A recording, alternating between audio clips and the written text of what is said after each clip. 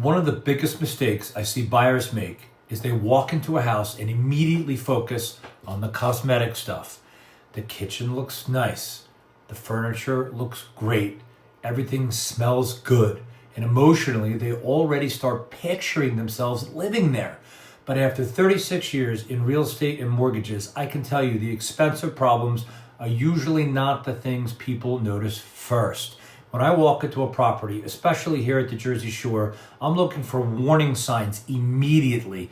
First thing, I'm looking for water intrusion, ceiling stains, bubbling paint, musty smells, window corners, sliding doors, especially in shore properties where moisture and salt air are constantly an issue. Second, I look at the floors.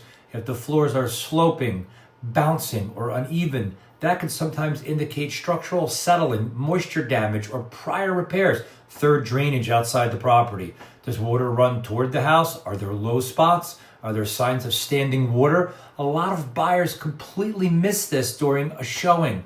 Fourth, electrical systems. Older panels, overloaded breaker boxes, aluminum wiring. These things can become insurance or financing issues later. And fifth, I pay attention to cosmetic flips. Sometimes people spend money on paint and countertops while ignoring the major systems underneath. And here at the Jersey Shore, there's another huge factor: flood insurance and elevation. Buyers fall in love with waterfront properties without fully understanding the long-term costs associated with flood insurance, maintenance, bulkheads, drainage, and storm exposure.